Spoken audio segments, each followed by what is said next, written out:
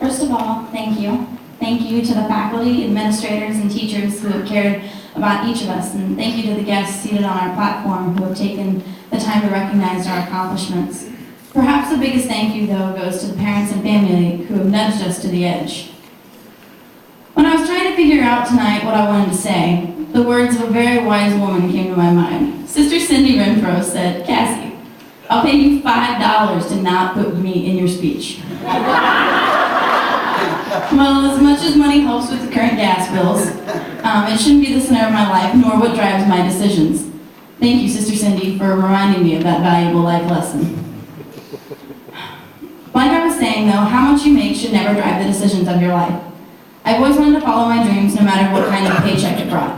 Granted, from the time I was 6 years old to about the time I was 12, I wanted to be a pediatrician. Then I found out math was involved in that job, not the job for me. Then I wanted to be a pediatric nurse. Turns out math's involved in that one too.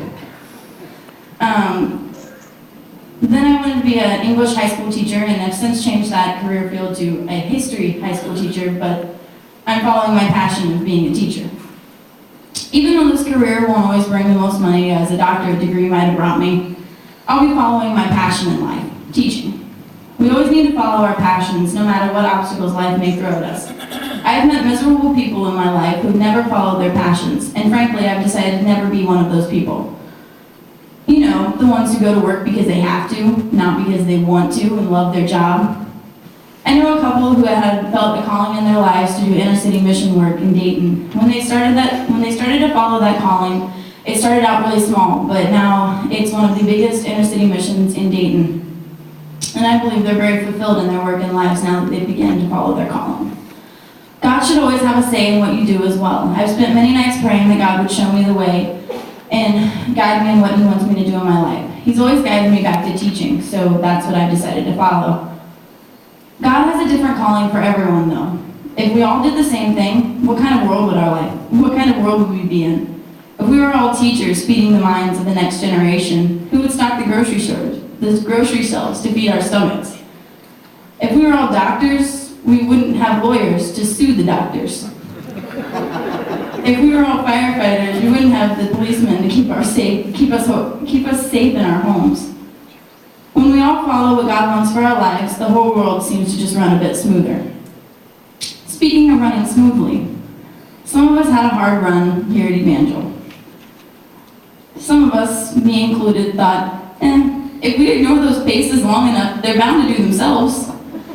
Well, about 9 weeks ago, most of us figured out that was not the case. I still had 6 chemistry and 5 algebra left to do, along with some other work. Other graduates had more or less to do, but the point is that we did it.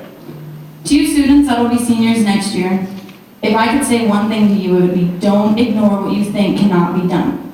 The amount of effort you put into something will be the amount of product that you get out of it. In this case, your product will be your diploma. That chemistry that you think is so hard really isn't once you get past the 6th pace. Then again, I had Miss Woolham helping me the whole way, and I don't know if I would have made it through without her always asking me when I'd be back in her office to study. Turns out, though, Jeopardy was on the other day, and she knew a question because she helped me study. So I guess we helped each other. That algebra is really tough, though, I promise, but once you get it done, the relief that comes from it is more amazing than you could ever imagine. Just do it. I want to take some time now to thank a few people individually who have personally influenced my life throughout my high school years. If I can read the paper. Mom, I know we don't always get along, and that's expected because you're my mom and I'm your teenage daughter. You've always prayed for me, though, every day, and I don't know what I would have done if, when I got to be almost too much, you would have just given up on me. You stood by me no matter what was happening, and even when I really didn't want to tell you what was going wrong in my life, you were always there as a shoulder for me to cry on. And you just told me that it was going to be okay and it was going to make it. I remember when I was a preteen, telling people how many years and how many days and how many months and how many hours I had until I was going to graduate and get out of high school and be on my own, but now I realize I'm really going to miss these days. Thank you. Now I have to deal with life almost completely on my own without you. Thank you for all the work that you put into Thank you for all the work you put into my life and shaping me for what I am now. Dad, even though you weren't always here physically, you were always available for me to talk to you if I called you. Thank you for dedicating me to the Lord at a young age and planting that seed in my life. I hope that in my few 18 years I have made you proud. Jade, you're a brother. Does anything else need to be said? Even though you get on my last nerves most of the time, I really do love you and you've been a great brother throughout the years. Molly, you're my best friend. High school has been absolutely amazing with you. Whether we were talking about the funny names of local priests or eating ice cream at 10 o'clock at night at UDF or knocking over ketchup supporting our legs at 3 in the morning. We've always had great times. I'm going to miss you so much when I leave here in a few short weeks. You've always been great. You've always been that great support that every girl needs during high school. When we saw each other, we even saw each other through those awkward years. We saw each other through different boy choices, good and bad.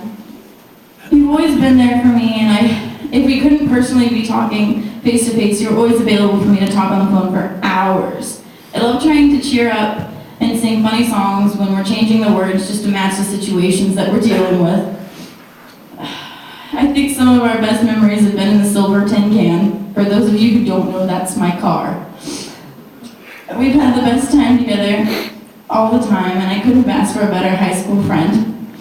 For all my family who's been there throughout the years, thank you for giving me advice on life and helping to shape who I am. I would also like to thank the staff at Evangel for guiding me in my educational and spiritual life. Remember when I talked about everyone having a different calling in their lives? Some people are called to be motivational speakers, such as Brother Chance. However, that's obviously not my calling, and now I'm going to close this speech with saying these years at Evangel have been unforgettable, and we did it.